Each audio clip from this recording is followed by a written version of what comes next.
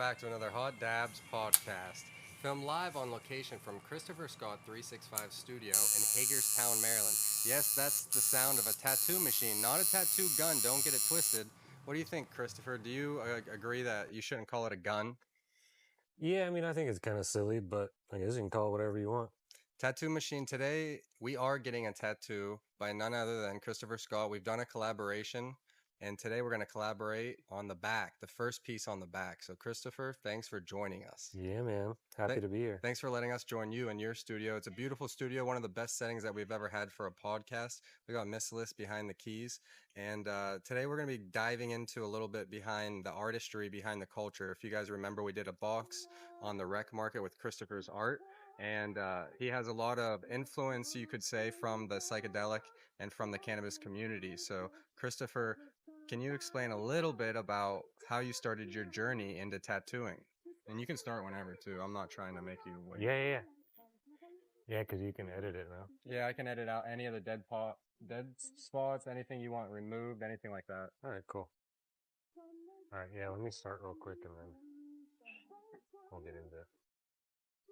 This is going to be the fun part. All right, ready? Yeah.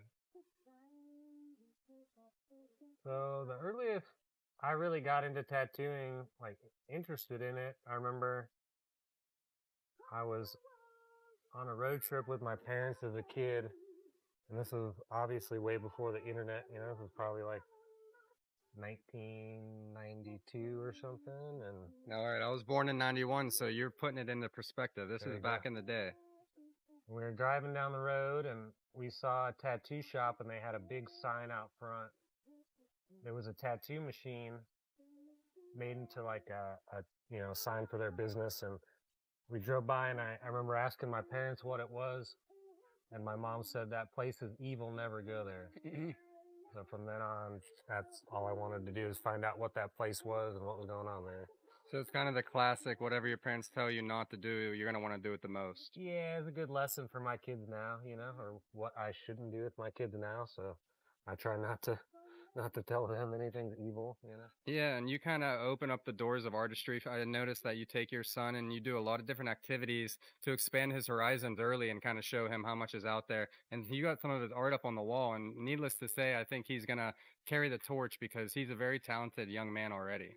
Thank you, man. Yeah, I think it's important, to do things your parents did and did right, and things that they didn't do right to correct them. And my parents were really supportive of art in general, you know, not as a career, but they were always supportive of me and making art. So that was something very important for my kids too, you know? Yeah, I think it's important to show people how much is possible, because as soon as you become narrow-minded or you start to close the gap of what's possible, you'll kind of like grow up not even looking at the possibilities that are out there. So shout out you for being a good dad. Yeah. Not just a good dad, a good tattoo artist. Fuck, you guys see me struggling already.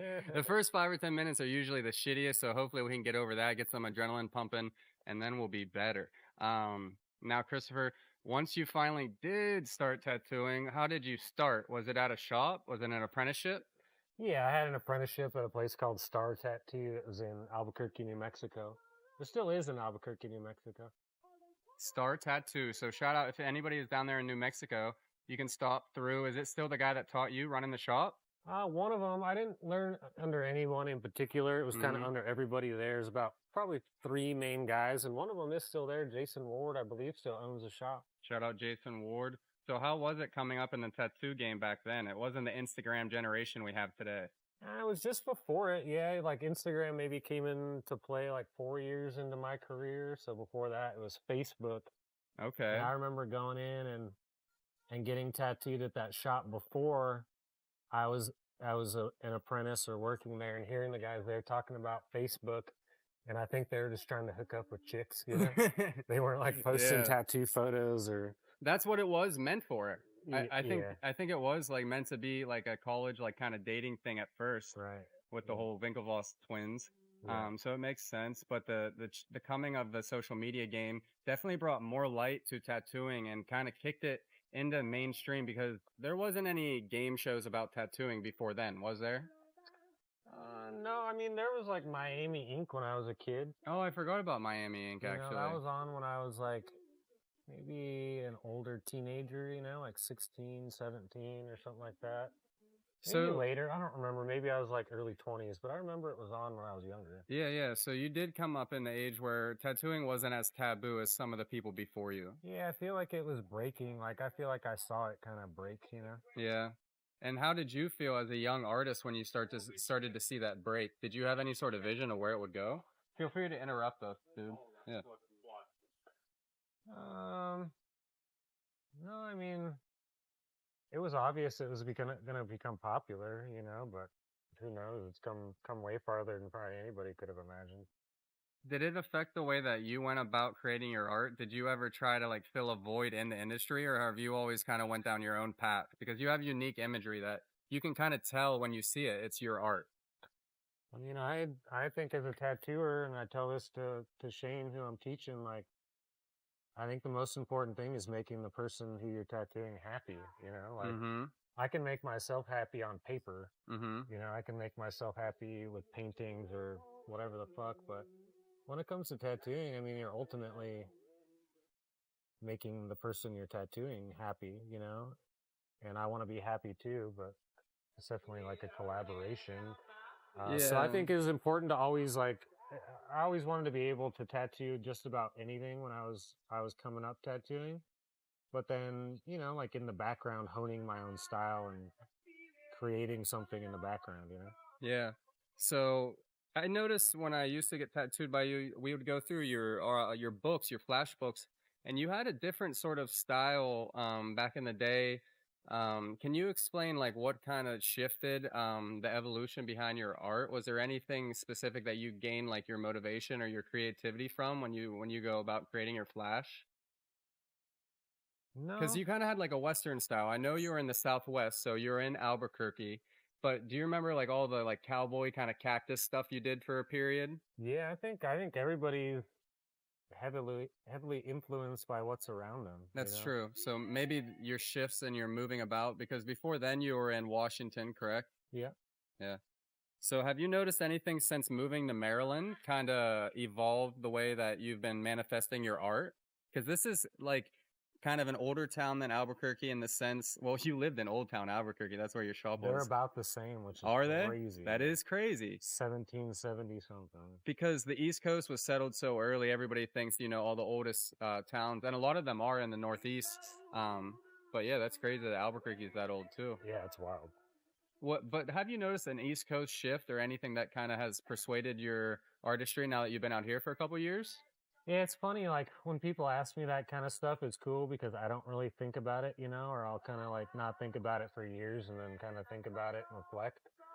But it's the same thing. Things have definitely like naturally seeped in. Like Shane found a building down the way that's one of the oldest churches or the oldest church in town. And, you know, they have stained glass, Tiffany glass windows. And there's just so much history around here and so much art. You know, I like folk art. Like wherever I go, I feel like I'm very influenced by the folk art of the area. Yeah. You know, whether it's the Native Americans or, you know, like early settlers here, or even the natives here. Like there's tons of, I mean, I found chert in my backyard, which is from Native Americans making uh, arrows, you know, like Mm-hmm. where I live is Riverbend and all, you know, the Native Americans thought the big river bends were like the holy places.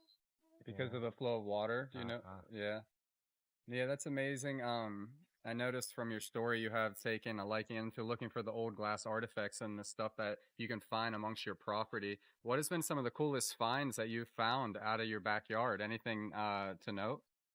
My backyard, I haven't found anything too crazy. No? So where do No. you usually go? Just around town?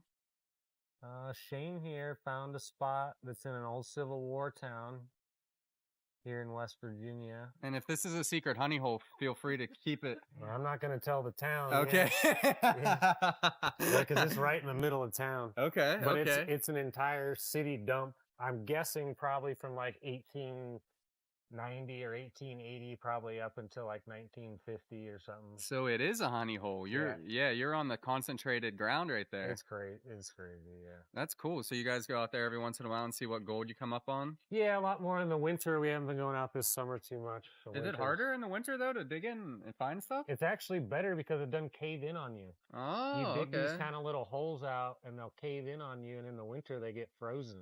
Yeah, that makes sense. Smart man. Yeah. All right. And there's no poison ivy.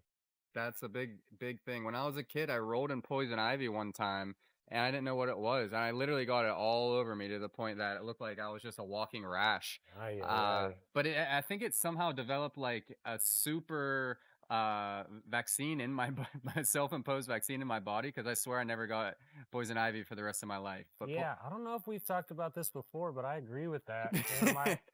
Because I get it very mildly, and my kid and my wife get it really bad. But I've been exposed to like poison oak a lot as a kid, and my buddy again was showing me that they used to have a thing. It was like a poison ivy tincture that you would take to get yourself immune to it. And you would just take a tiny little bit every day, and then supposedly you'd be immune to it. Yeah, it makes sense. They say like anything, like even when it comes to like disinfectant, like if you use too much like hand sanitizer, you may be actually doing the opposite. Yeah, you'll ruin your gut. Yeah. You need to let your body naturally build up some of those defense mechanisms. And same thing goes for weed, marijuana, cannabis, sativa. Yes, all these things. The resin is actually its form of protecting itself. In case you didn't know that at home, the resin is what forms on the plant to protect it from any type of predatory things that may want to come and try to eat it. Interesting. Speaking of cannabis, Miss Liz, you think I can get one of those hot nails that are lined up on the Cobra coil? Let's go in on that Divine Garden, that little black jar too. Today we're smoking, and I'm not going to say it right because I'm an idiot, antithesyns or anthocyanins. This is from Divine Gardens, and we've talked about this before. It's known to have a anti-inflammatory effect. Tropicana cookies, any of those purple, like rich mahogany red extracts in the wash, they'll usually carry the properties that are going to be anti-inflammatory. So today we're going to try those dabs out while we're getting tattooed to see how it helps. Now, Christopher, how many of your clients tell you that they come in stoned or they maybe use something to help their process? Because it seems like your clientele may be of that variety. I don't know. I feel like a lot of people who smoke weed don't like to smoke weed before they get tattooed, including myself. I like to wait till after. But I think there's a large majority of people also who, like to smoke before they come in or take an edible or... Now, that's funny you brought that up. Why is it that you don't prefer to smoke before a tattoo? Is it because you think it makes it more sensitive? Yeah, and it messes with my head and makes me feel like the tattoo's taking 10 hours instead of an hour. See, that's funny you say that because I'm the exact opposite. If I don't smoke, I'll feel like I'm sitting there for 10 hours. Oh, yeah. It's crazy how different everybody is. I used to smoke weed with clients once in a while before I tattooed them, but I stopped that because some people would have a very, very negative experience. Why do you think it made you tattoo slower? Oh, no, absolutely. Absolutely not. Really? I've been stoned for almost every tattoo I've ever done in my career, so... Yeah, I said that the other day. I don't remember the last day I haven't smoked, so since about the high school days up until now, we're talking every day. Oh, last year, I was the same. The last year, I took 3 months off. I remember that. How did that go for you? And what made you decide to do that? A lot of things made me decide to do it. It's a long story, but it's just something... I mean, ultimately, it's just I'd been smoking all day, every day for 22 years, so it just felt like it was a challenge that I should do. And did you do it cold turkey? Yeah, which was definitely not the best option. You don't think? No. I always wonder if it's better to pull the Band-Aid off fast or to pull it off slow. I think slow, but slow's hard because you want to just get back into it, right? Smoke all day. Exactly. Yeah. So maybe you did it the right way, you know? Yeah, but it wasn't fun. I was going to say, did you feel like you got anything to gain from this 3 months off? Oh, absolutely. Yeah? Better mental clarity a little bit of a reset? Yeah, but I felt like it took almost 3 months to even start getting mental clarity, which is crazy. This puts things in perspective of how much things affect you. So you think you kind of had that lingering fog for like the whole 3 months that you weren't even smoking? Yeah, maybe like 2.5. It was like the very end I stopped feeling it.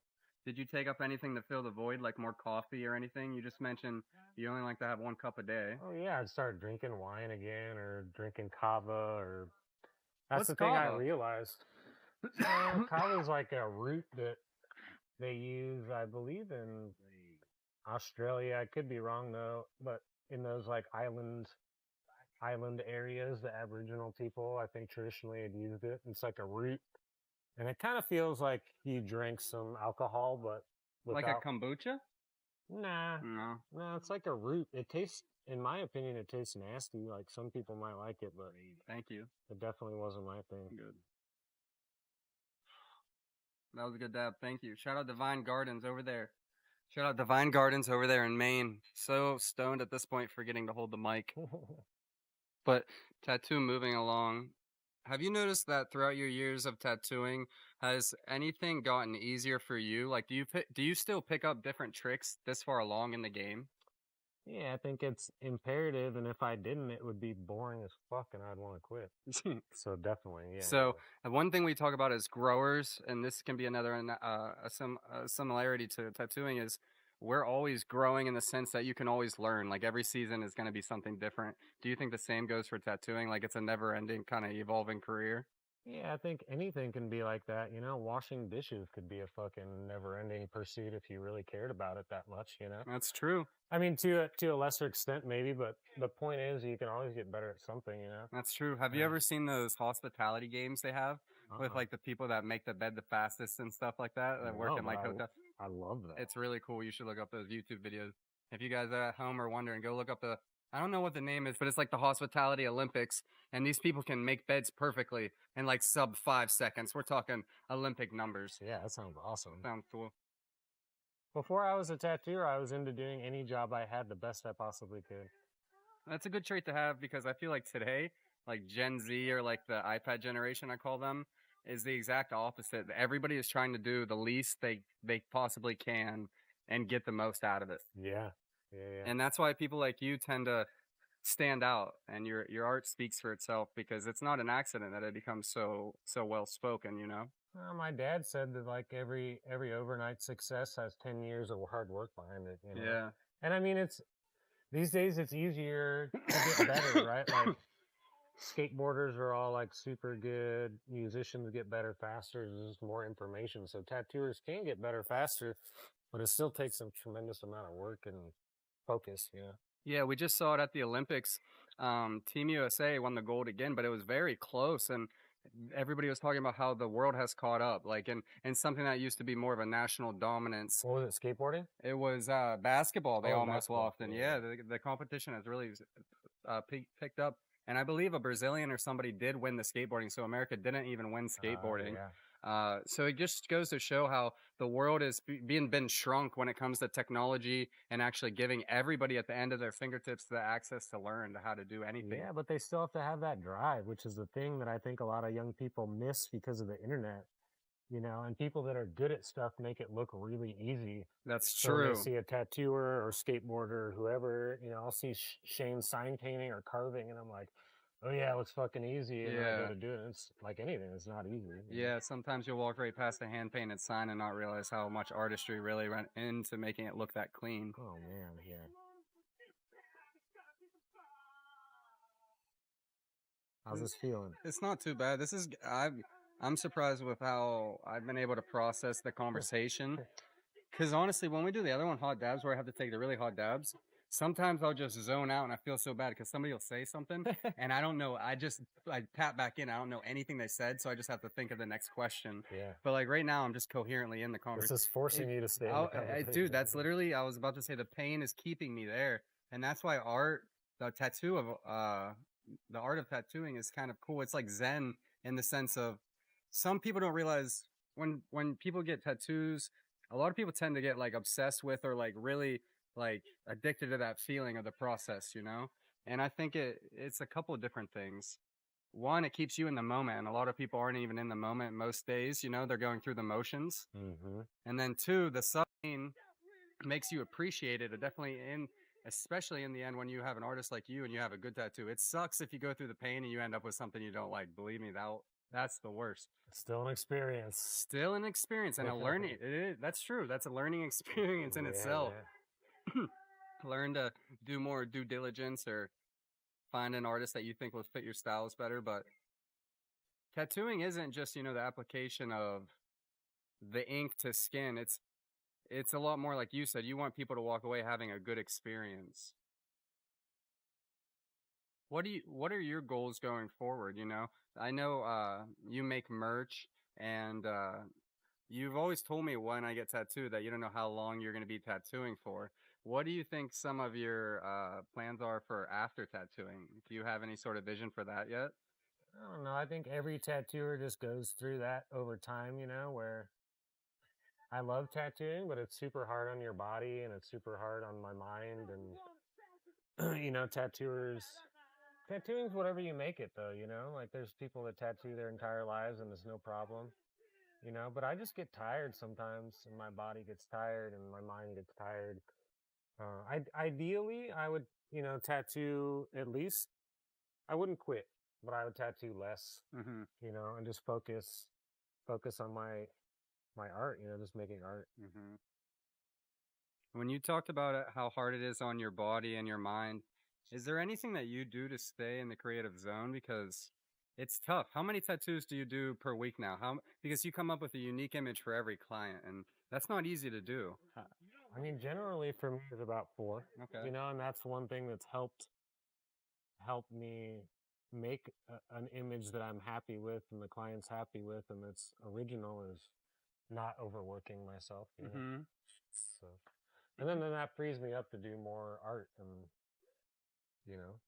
And do you think through that healthy medium, it actually helps you to be creative enough to fulfill your fullest potential for the clients that book with you, while also staying satisfied personally? Yeah, absolutely. Yeah, if I do more than that, it generally is too much. When I travel, I do more than that, but it's for a couple days, And then I Yeah, come so you home get to and come rest. home and rest. Yeah. And I think that's important, because if you try to push yourself too hard too often, you'll get burned out and you won't really probably deliver what the people that want to book with you are looking for. Yeah, and then I'll be up all night worrying about it and stressing about it. And the stress is never worth it for anyone. No. Your phone fell, babe. Well, Fuck, this top spot is spicy. a little spicy, yep. I thought it would be easy. This is the very top, though. Yeah, it's always the spots you think are going to be easy that's fucking terrible. This is still nothing compared to the other spot you almost got done, though. Yeah, you think the other spot was going to be a lot worse? Way worse. We almost did the bottom of the butt, basically on the butt. There was going to be flames on my butt. I was also looking at that, and I was like, I don't know if I want people to be calling me the flame ass or ass flamer. Asshole. Ghost ass, ghost rider of the ass, anything like that. So today we avoided it. And oh, fuck. I forgot this is fitting that we're doing the podcast. We just came into this and we had the equipment in our car.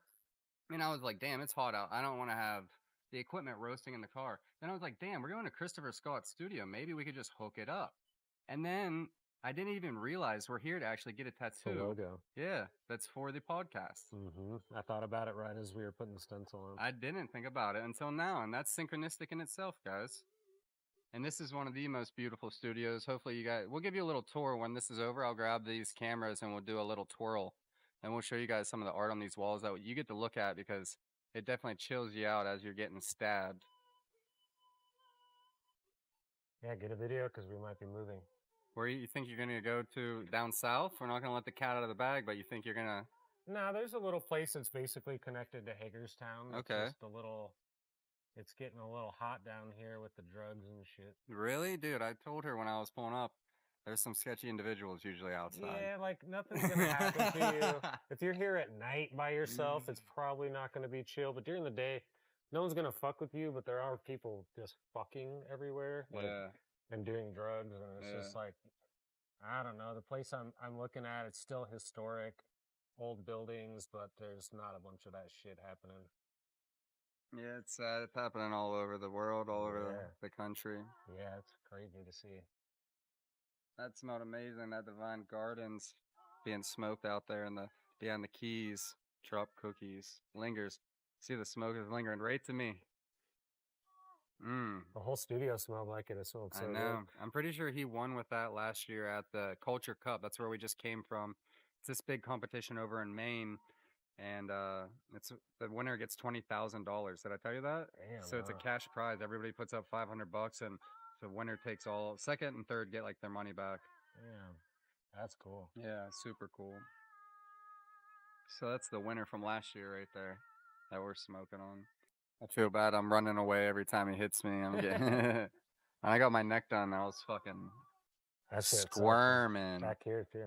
That's the thing. Yeah. Really bad. They all hurt.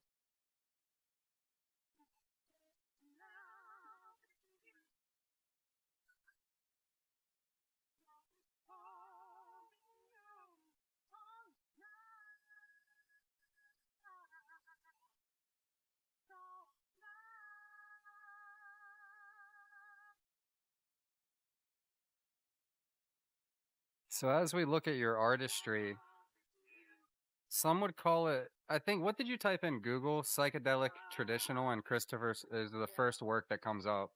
Do you have any like genre that you would describe it as? And do you use psychedelics to help inspire your art? I never used them specifically for that. I guess I smoked DMT one time and kind of asked it to show me some stuff pertaining to art and design, but other than that, I've never specifically used it. I think it just bleeds through because I've explored so much of that world in my life. You know? Honestly, like the style that I do now, a lot of it came from me seeing a therapist. Okay. And he asked me to do some artwork based on something that I was like going through. And that piece of artwork is what spawned kind of most of this and just leaning into what I'm doing. So it's funny now to see it having developed into a style. Yeah, that's amazing. You know?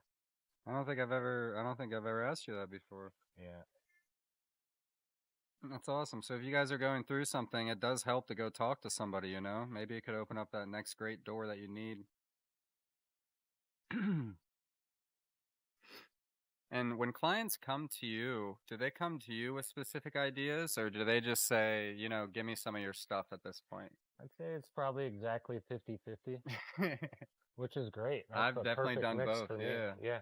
I really like interpreting people's stuff, and I really, you know, enjoy when people find stuff that I've already done that they want to interpret and me to interpret, but that usually leads to like a lot of repeating stuff, you know, and so you definitely have to sometimes guide people into newer things, you know? Yeah, if they try to say, I want this specific, and you're like, I've already done this, can we do this, you know? Yeah. Or pivot some ideas to like make you it their said, own. Yeah, creating something more, you know, not just doing the same thing over and over and over again. So when you do a piece for somebody, you're not doing anything more than once, right?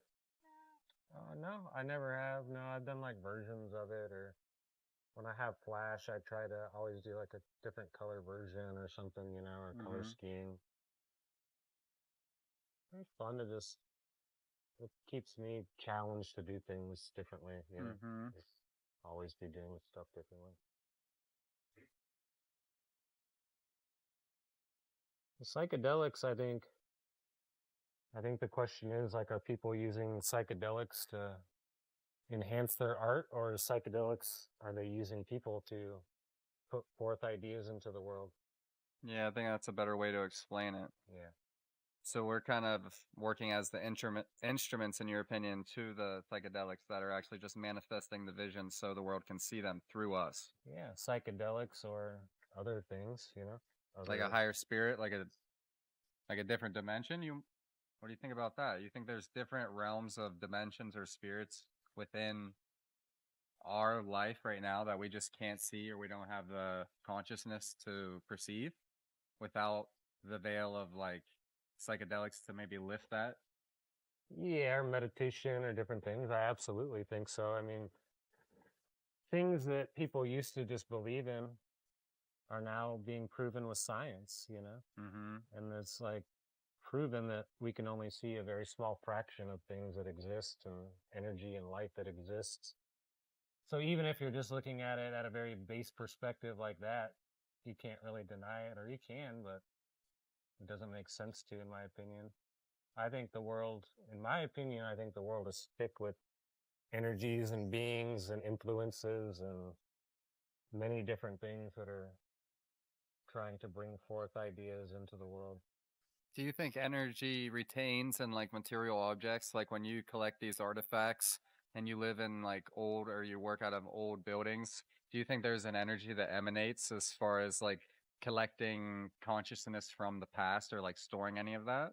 Yeah, absolutely. I definitely do. I felt it. And there's like the Japanese they explain that really cool. They have like I forget what it's called, but it's basically like a Japanese ghost or yokai that is like it's like an object that's taken over. You know, it's like usually like a umbrella or stick or walking stick or something, you know, but it's like an object that's taken over by a being Yeah. or has a spirit of its own.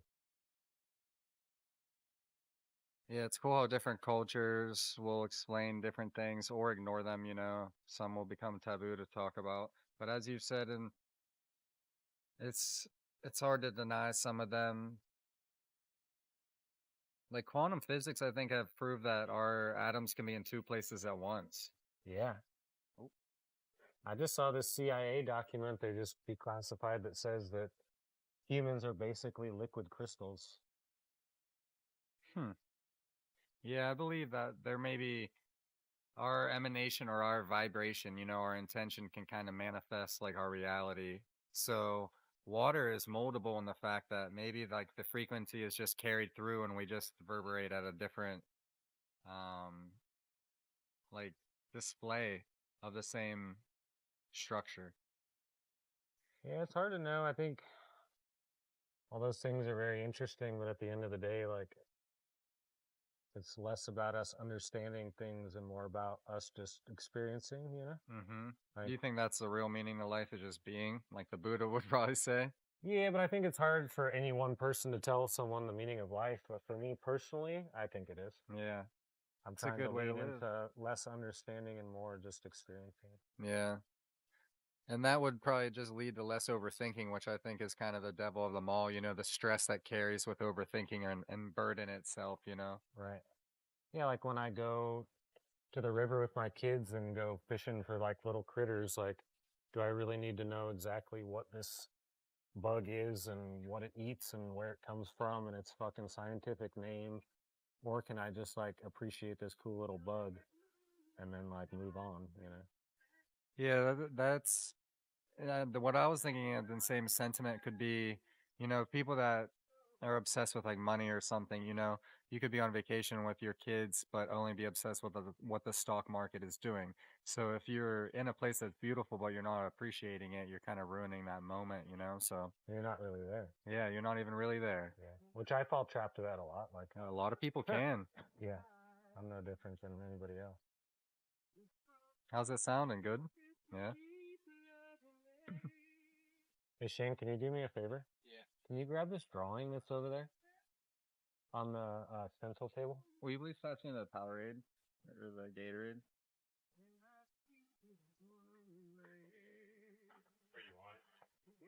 Take it. I feel like, see that line came off. Oh yeah. But this is graphic, so I don't want to make sure. I didn't want to just do it. But that tiny little line got a little light. All right, man, we're done with the outline. Let me wash I you was off, just gonna ask and you I'll how go you- through the black, and then we'll take a quick little stretcher. So that was quick. I thought we were about to be halfway. I was going to say how we looking on the outlines, but we are done. So Boom. now we're going to do black shading, you said? Yes, sir. And this is usually the protocol. Get the black done, get the shading done, and then take a little break. Let it settle and do the colors. Yep. Yep. Yeah. How often do you do all colors compared to all black? Probably 80% of the time, 90% of the time. That's a pretty good ratio because your colors pop so well. It's tough to not want them. Yeah. I enjoy doing black and gray a lot, though. Whose sheet is that right there? Which one? That one right there, the green one. The hand painted one? Yeah. Super fucking awesome guy who was pretty pivotal in my career. His name's David Wilcox. David Wilcox. Is that the one you just said you got a tattoo from? No, I got tattooed by him, Kyle but it's Wilson? been a long time. Yeah. I worked with him in Seattle at Lucky Devil South when it was open. And Dave is an absolutely brilliant painter and artist and really helped free me up to explore traditional stuff and explore references. And Dave's a fucking brilliant artist.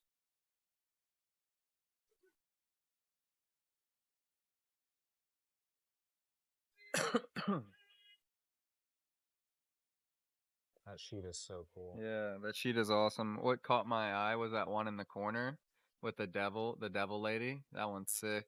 And then right beside it, there's a reaper with marijuana leaves. We'll show you guys after this. We'll take the camera around and we'll tag all the artists. He's really good at referencing things, but making them his own, like his own little twists. He was very smart. Always smart. Yeah, I always appreciate when somebody is good at not just the application, but the artistry of taking an idea and blending it with their style or with what they think would actually stand the best on a person, creating the experience in the best way all around for everybody.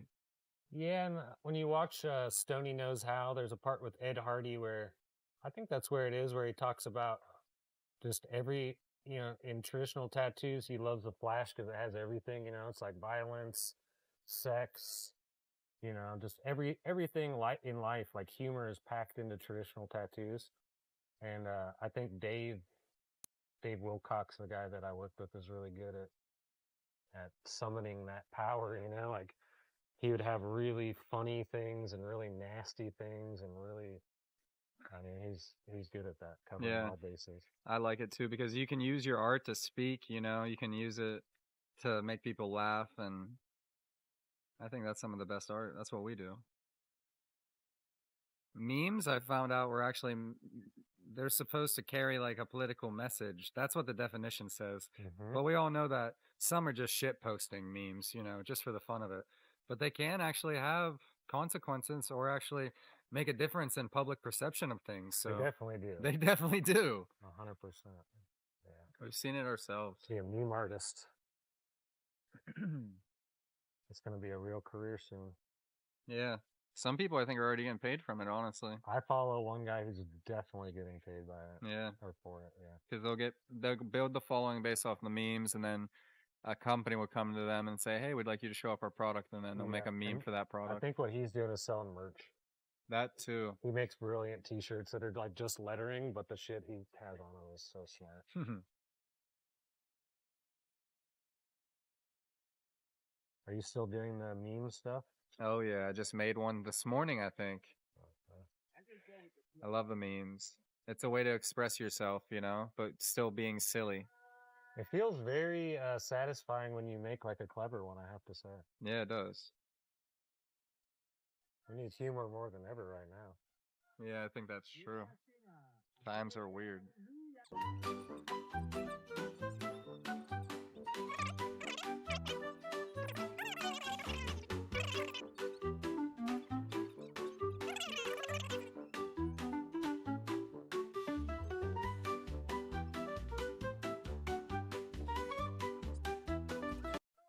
Talk about art and psychedelics. I made those paintings after doing Bufo. After doing what? Bufo. The frog? Yeah, the toad. Really? The 5-MeO-DMT. I've been looking at those this whole time. So the three beside your canvas, right? That tall stand-up scroll. Three next to each other. I can't see the bottom one, but I can see the panther in the middle, which I love because I love all Black Panther stuff. The top one and the bottom one are the main ones. I was going to say the top one looks insane from here. Yeah, it's like us being controlled. So were you tripping while you drew it, or you took your vision from it and then drew it? No, I just had a very... I had a difficult time afterwards kind of processing what I went through or put myself through. And so those helped me process it. So how was the actual trip? It's something that's really, really hard to ever put into words. Yeah. I tried to reach out to a bunch of people before I did it because I was pretty intimidated. You know, I've done 9 grams of mushrooms and I've smoked DMT 20 times, not a DMT pen, but like actually freebasing DMT. And I thought I was prepared, but I wasn't. And I don't think there's any way to prepare for it. It's non-visual, It's non-visual? basically non-visual. So what is it? It basically shows you non-duality and pure consciousness. And So do you go like, but do you get like visuals in your own head, like not tracers, but like you close your eyes and see visions or nothing like that? very, very few. It's not really like that. Some people do, but I don't. It's not a common trait. It's not like DMT. So It's what completely happened? different. Is it just like a feeling, like Molly, how you get a good feeling, like a euphoric feeling? There's a very like I shouldn't say similar, but there's definitely a crazy body high like that. But it's that times a million. Okay. Yeah, but Like it's you, like very you just, energetic. yeah, like you just feel the electricity. It's that times a million. Yeah. And how long does it last? Generally like 15 to 30 minutes, I think, something like that. Mine was probably 20, 30 minutes, and then a really weird after effect for a while where I just watched myself being controlled energetically. It was wild. And you don't actually lick a toad, right? No, you smoke toad venom. You smoke it. Yeah. Okay. And then the visions that you have, like that art over there that we're going to show everybody, we're going to edit it in right here so you guys can see it.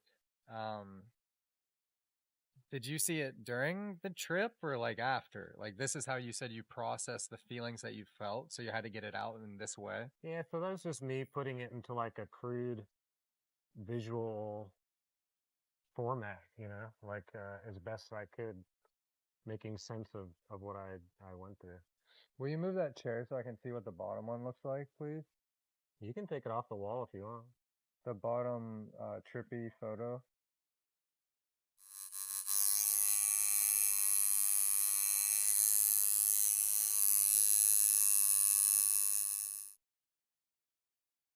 You can take it off the wall. How old's that chair right there? It's super old. It has like a metal patent on the back. I got it from Ernie, a guy. He was who I worked for when I worked with Dave in Seattle. Ernie Gosnell. That's cool. Yeah. So It what showed were you? me that everybody's Christ. That's what I was just gonna ask you. What were your overall thoughts? It showed me that it basically was like every spiritual truth that you've ever known just like burned into my consciousness or my psyche. But that's where it gets weird, right? Is because was it just things that I was already thinking about and believed to be true and then like solidifying them, or was, it's very confusing. I think it just shows an endless paradox, and I think we're constantly creating paradoxes for ourselves.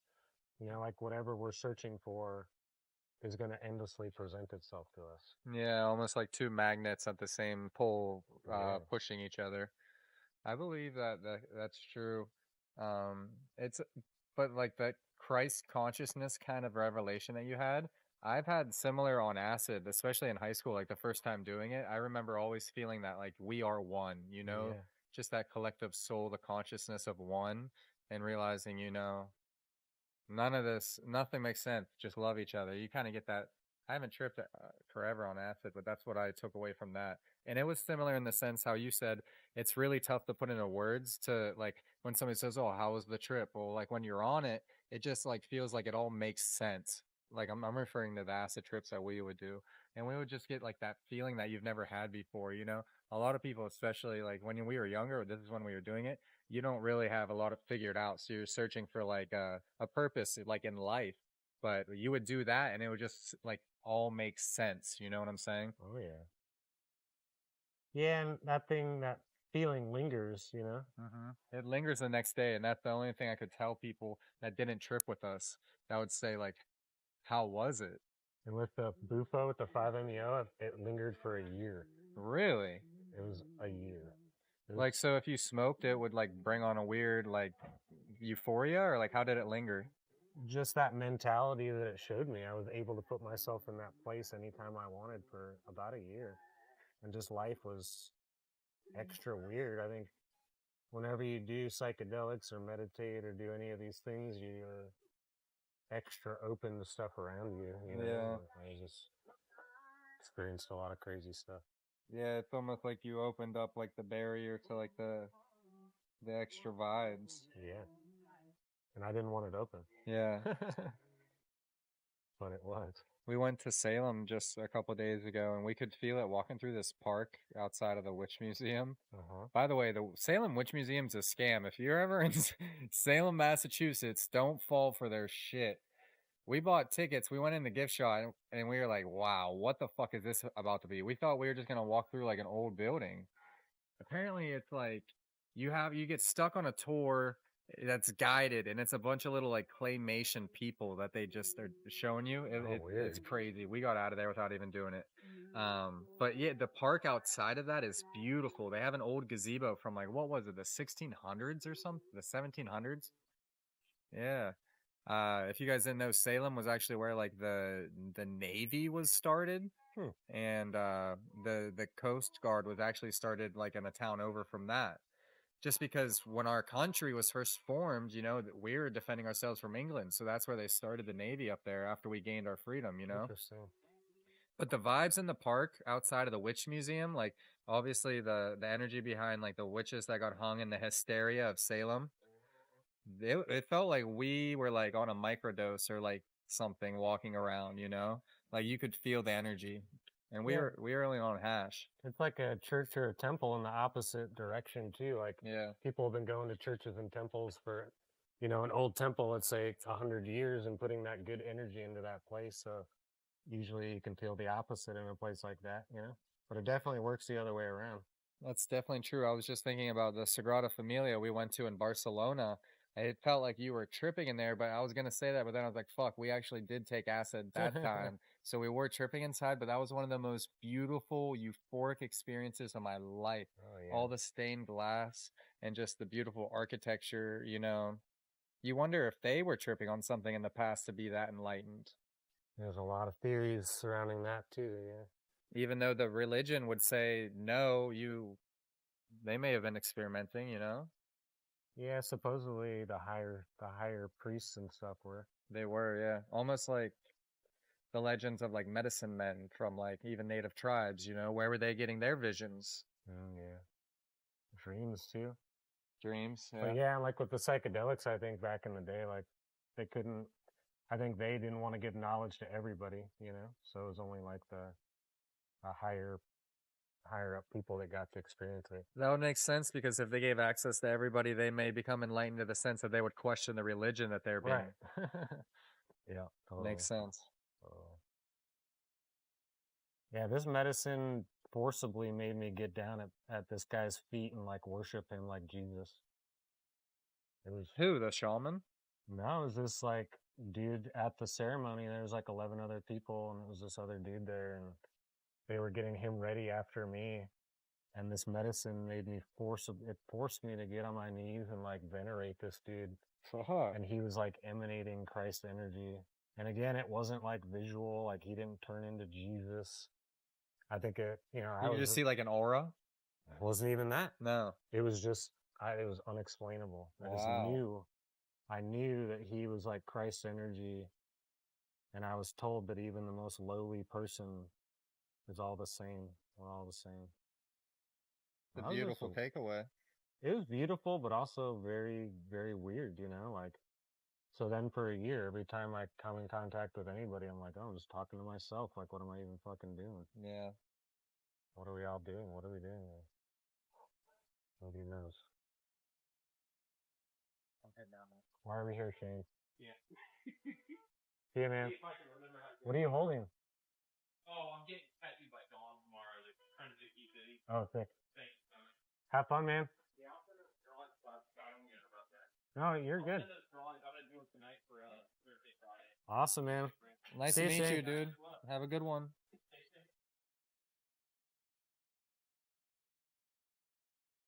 Is that your apprentice? Yeah. Shane. Other place signs. Other place signs. He's a sick bastard at lettering. He's a beast. He's awesome. an amazing person. He's going to be an incredible tattooer. Yeah, he's definitely gonna be. If he's under your wing, he must be a good guy. He's so talented and a super good guy. He really cares about everything he's doing. It feels like you're like up above my shoulder right now, but you're on my back. Yeah, that Or I guess pain it is up travels there. pretty Yeah. far. It always kind of feels like it's going a few inches past where we are. Yeah, when I got close to my nipples, it felt like I was getting X's Ooh, yeah, through them. right up on there. It's crazy. Oh yeah. Tattoos are a weird game, you know. It kind of shows you how your body is connected more than you might think, you know, to your sensitivity zones. You feel it. You'll be getting tattooed in one area and feel it in a totally different area. Tattoos are wild how similar they are to psychedelics. I think you kind of mentioned earlier, but you have to really let go. And the more you let go, the easier it is, you know, the better experience you have. And Yeah, if you're fighting it, it's gonna be a long it's one. going to suck. Yeah. It's gonna fucking It really suck. forces you to sit there and deal with stuff. And yeah, you learn stuff about your body and your mind, your pain tolerance. It's pretty amazing. Has there ever been any of your clients that have like started a tattoo and just been like, nope, like fuck this, and just like quit midway and never came back? Yeah, never had that happen, but I worked in walk-in shops for 12 years, so I definitely have seen everything. What's you know? some crazy shit you've seen in a walk-in story? I seen Dave Wilcox, the guy who painted that flash. I seen him tattoo a lady on PCP. Holy fuck! Was she not like shaking the whole time, or like? At the very beginning, she was just super quiet and chill, filling out paperwork and super normal. And then once he started tattooing her, she started yelling "Blood Gang," and I my think she God. thought we were initiating her into a gang. And she kept saying, "Why you do me like that, dog?" and yelling. And at first, Dave thought it was real funny, and then by the end, he was not having a good time. But the lady sat still the whole time, so I mean, it was just like a little name. So he did the tattoo and finished it. And that Did was she that. pay? Yeah, it was Good business. an interesting experience. I tattooed a guy on crystal meth at that same shop. It was a wild That would shop. not, in my opinion, be like something you'd want to be tattooed on. But I guess maybe you don't feel shit. Like, Yeah, I right? was just drilling his stomach. I tattooed your stomach, so you know. Oh yeah. I was tattooing his stomach, and he was just smiling. And I looked up at him and said, "Hey, you know, like, you're taking this tattoo pretty well." And he just smiles and says, "Crystal meth." And I didn't talk to him the rest of the tattoo. How'd he sit? Pretty well. He said, "Great." Like a champ. I mean, And good he- for these and he people. paid. There's functional alcoholics. There's functional crystal meth heads. There's functional everybody, yeah. I saw at that, all the stories come from that shop though. I saw another, at that shop, this pimp was getting tattooed and he got a call that his wife was rolling around with one of his prostitutes. And he got up, he stood up in the middle of the shop, was full of fucking people, packed full of people. And he stood up in the middle of the shop with his shirt off. He was like getting his chest tattooed and got his wife on the phone. And she gave him some kind of excuse, you know, and he was like, "If you're not here in 10 minutes, you're dead." And she was there in 10 minutes, gave him the keys, and he was like, "I'll see you at home." And that was that. Where And was this at? What yeah. part of Washington? It was in Seattle. Oh, okay. It was Lucky Devil South. And it was kind of in the hood. I don't know what that area is like now. It was kind of being gentrified As is everything, when huh? I lived there, yeah, so.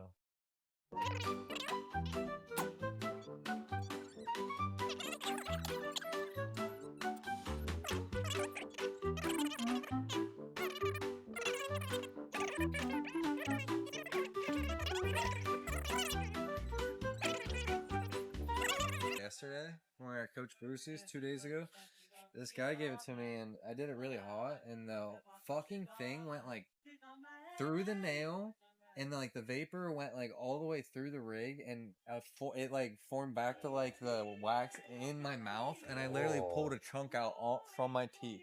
Gross. Isn't that fucking crazy? Yeah, I've never heard of that. Yeah. Crazy. Sounds gross. It's like getting a glob of resin in your mouth. That's exactly what it was. Ugh. That stuff's almost worse though. That hash shit. Alright, let me just go over a few tiny little spots. What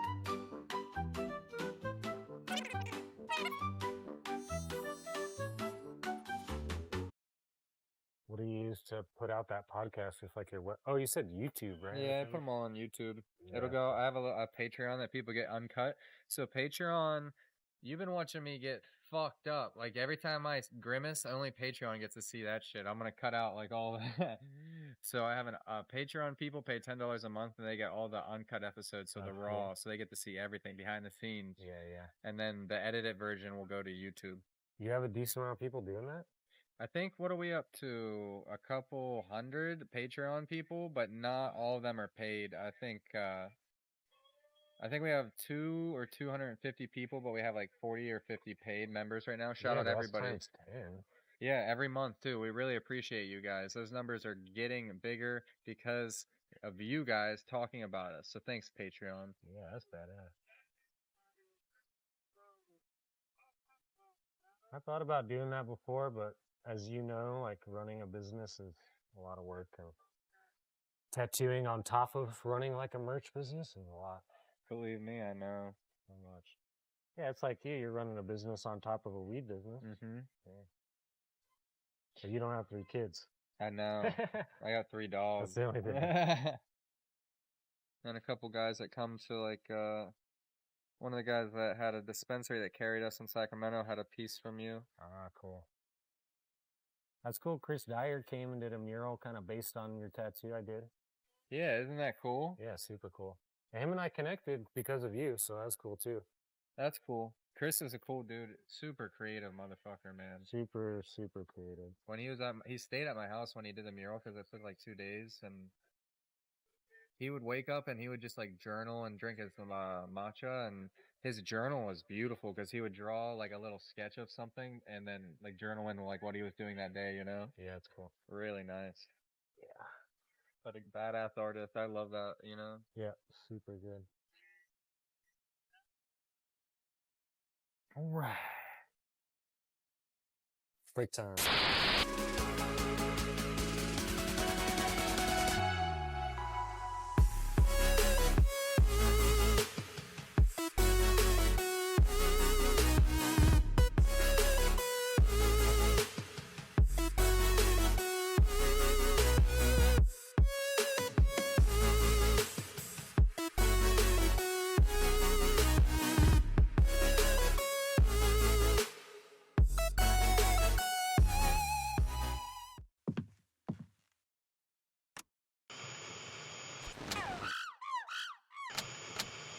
You say, oh God.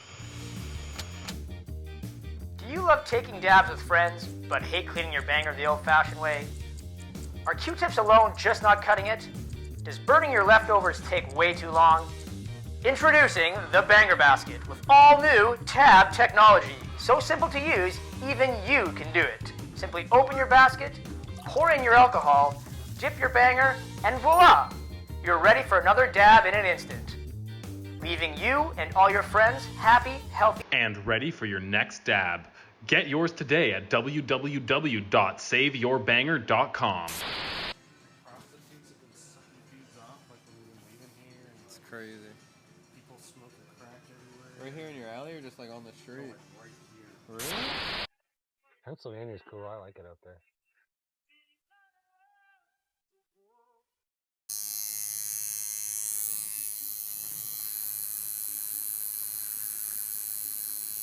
Yeah, we're using a Cobra coil off-scene. It's a disorderly conduction device that you can travel with, so it's TSA safe. You just plug it in, and it has 2 different coils on it, so I can set it to different temperatures, and it heats up this quartz to whatever I want it to, and then we can get super tasty dabs because you let this cool down, or if you want to take it hot, you pack a punch or a big dab, you know? But they're the best. They're easy for travel, because if you try to fly with a torch, sometimes they'll fucking take them. You gotta check them, but still sometimes they'll take them. Oof.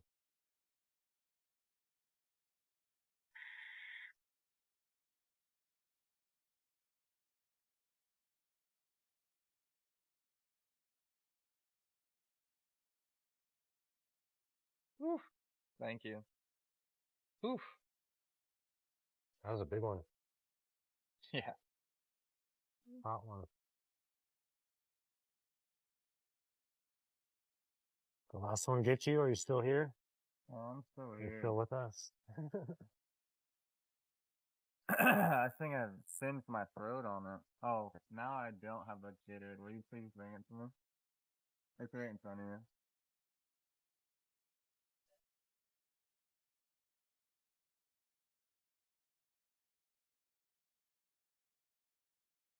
Fuck. How hot was that, you think? Hot? Yeah. Too hot? Oh, yeah. Oh, the burn. I can smell it.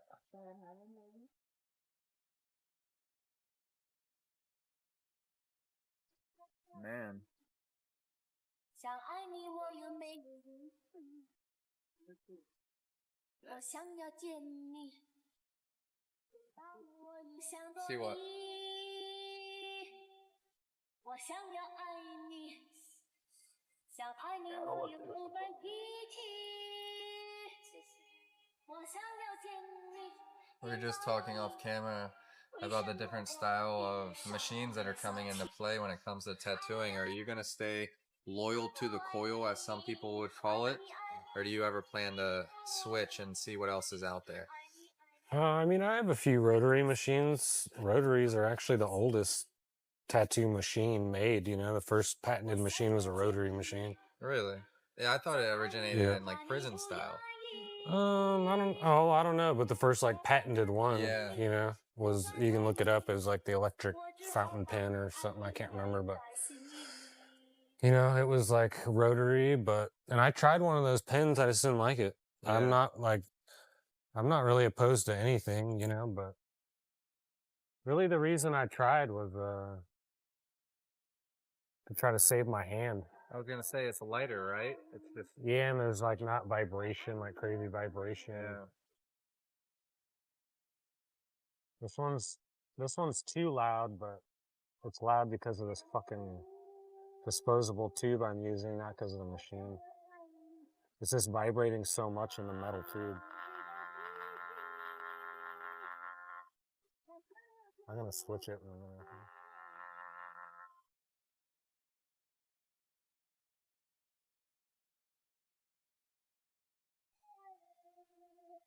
Yeah, I'm gonna keep using coil. They're my favorite.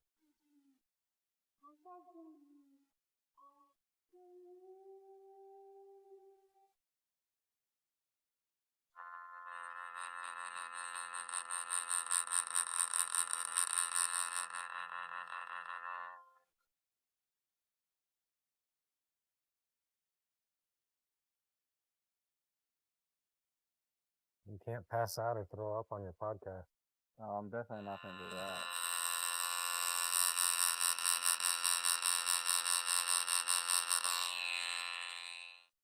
I'm just kidding. You've gone through a lot worse than this. Yeah. Way worse. It's only been bad when I've had to like go, like when you don't feel good when you got to get a tattoo. That's the worst. Oh, it's terrible, yeah. And it usually doesn't heal that good either. What was your worst spot so far for you? Like the back of the knees are the worst. Yeah. It's always a bitch to heal, and it just sucks getting it. Yeah, because it's not like you can just sit down for 4 days and let them heal, you know? Yep. Every time you walk. Always moving.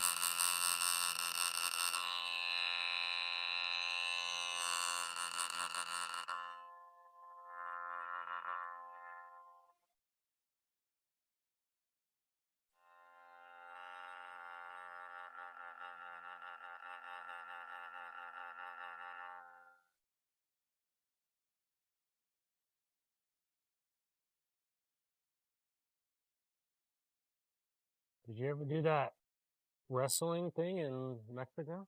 Yeah, we did it last year. They're trying to call me right now to see if we want to do it again. How did it go? It went amazing last year. Resin Mania 2 in Mexico City went amazing. We actually already threw another one this year in LA, so we threw Resin Mania 3 already. It went big. We sold it out. In Mexico, it was amazing. We had this like little underground spot that was like this big warehouse, and we threw pro wrestling. We did a podcast with Carlos Vivas Jr., this breeder from Colombia. Hey, didn't you have like weed food and shit there?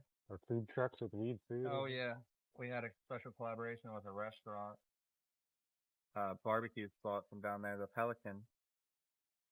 We had medicated desserts, Yeah, that's everything. super cool.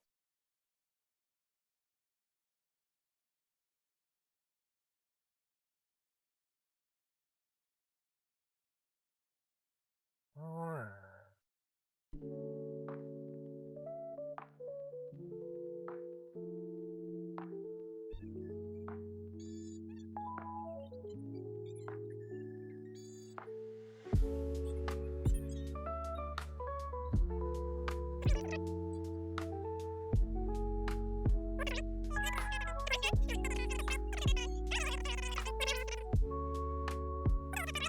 And anybody that got tattooed by you in the past like couple years probably had some of that spring water in them, right? Yeah, I'm using it right now. We're getting it right now, infused with the natural spring water Heck yeah. from Maryland. It's from West Virginia. No shit. That's how you know it's really good, because that's what the old moonshiners would use. Yeah, that's true.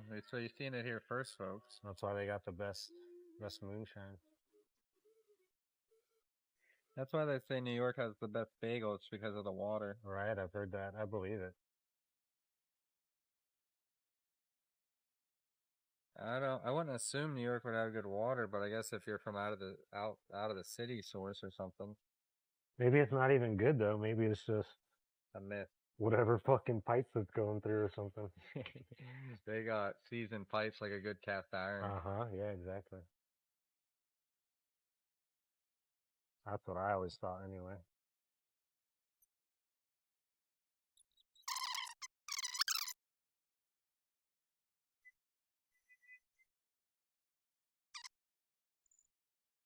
What would you rate the pawpaw on a scale from 1 to 10? Did you enjoy it? The uniqueness is up there. Like as far as like if I'm looking at uniqueness, 9. Yeah. Taste, different parts of it tasted differently, probably because different parts of it were riper. But some of it got sour on me, and then some of it was sweeter. So I'd go taste 8. Yeah. It's like a smoothie in your mouth that you just chew. Uh-huh. Yeah, it's kind of like a banana. Like the riper parts almost taste kind of fermented. Uniqueness, yeah. They're That's weird. what we have to judge jars on. It's like one is uniqueness, one is smell, look, taste, obviously. It's crazy because I'll be walking down the river and there's thousands of them and people are all over the place, but nobody picks them. Nobody knows what they're. I probably don't even realize that they're edible. No, I only know because I saw a guy doing it and he told me about it. Would you rate getting tattooed on camera? Oh, how's that experience? I don't know. It fucking sucks, honestly. Because I know, at least I'm the one that gets to edit this, so I can cut out the worst. Yeah, yeah. But fuck, I'm dying. Oh, yeah. That's what I was just thinking about. If there's ever, like, the other people I've seen do this, like, they usually just cut it up. But, like, if there's somebody that just sat through like a beast and, like, didn't care and interviewed somebody the whole time, God bless them. I'm sure it's out there. There's not many people out there like that, but there's definitely people like that. At least the music's good. Sometimes you're gonna show up with the shittiest music and you're just getting stabbed and you're like, what the fuck did I sign up for? Yeah. It definitely makes it a lot harder.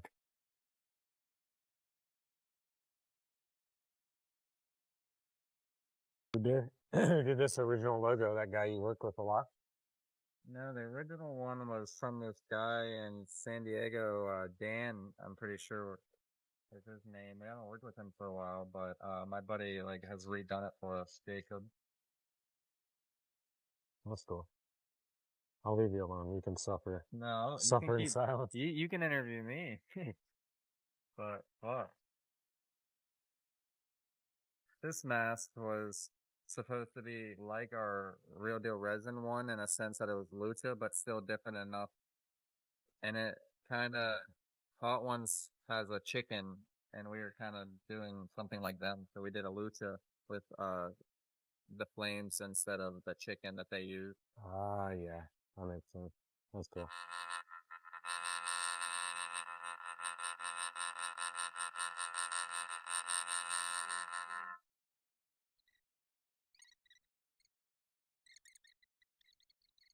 I noticed in the tattoo industry that everybody's doing like the craziest over the top videos to try to get attention. Is that like in the weed industry? Yeah, it's some of it's cringe, but some of it is like creative, you know. But Same, you have yeah. to be using social media. It seems like you're just gonna get overlooked. Yeah, I feel the same way. Some of it's kind of funny or cool, and some of it's very And fucking weird. It's the same that like even us sometimes some people would say we're cringe because we use the hot dabs to get people's attention, but it's just to make them pay attention to the stories that the people are telling that are good people, you know. So sometimes like it takes doing something silly to get people to pay attention, but having a good underlying message. Yeah. Well, not everybody's gonna like you, so yeah. If they think you're silly for it, then who cares?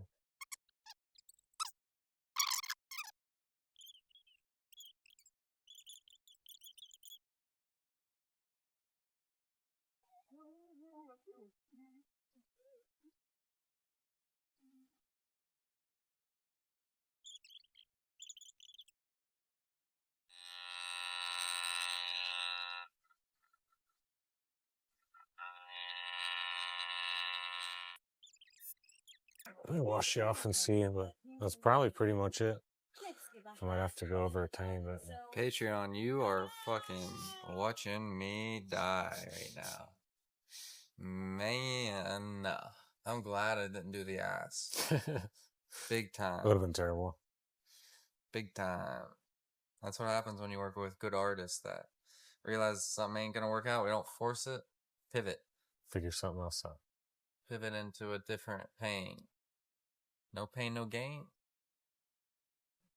Should we do one more dab on during the tattoo? Yeah. I don't know if it's that, because I've never ripped the dabs like this while you've tattooed me. But man, Gotcha. something fucked me up after the second dab. I think it was because of how hot it was, honestly. It's like having your insides roasted as the outsides are getting stabbed.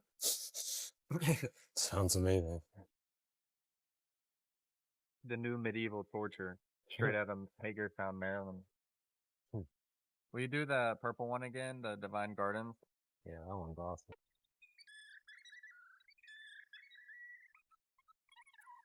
If the people at home are watching this and they want to try to book with you, what's the best way to try to get onto the schedule? I just set it up so everything's on my website. I saw that. So Yeah. you have booking online for the first time ever now, right? Yep, trying to make it easy for myself and other people. So That's the name of the game, convenience, folks. So if you want to book with him, now you can do it straight from your phone and tablet, anything. Yeah, any mobile device, computer, anything with whatever you Wi-Fi. want. Yep. If you got Signal, you can book with Christopher Scott, Heck and yeah. you can get one of these for yourself. Yep.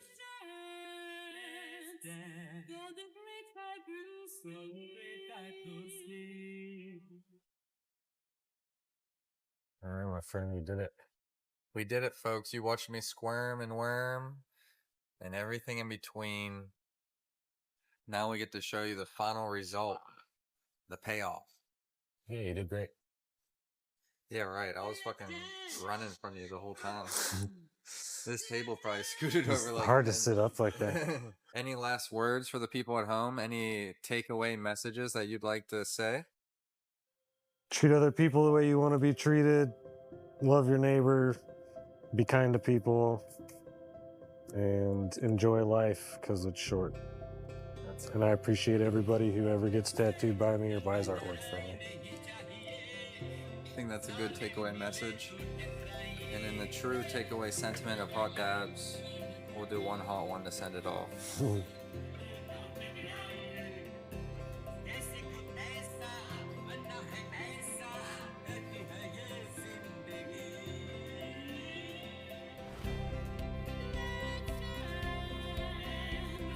Alright guys, thanks for joining us. We went from Mega Raw Melts to the Culture Cup. Now we're in Hagerstown, Maryland with Christopher Scott. Thanks for joining us along Patreon. Thank you. We will see you guys next time. Good stop. on the use the laptop.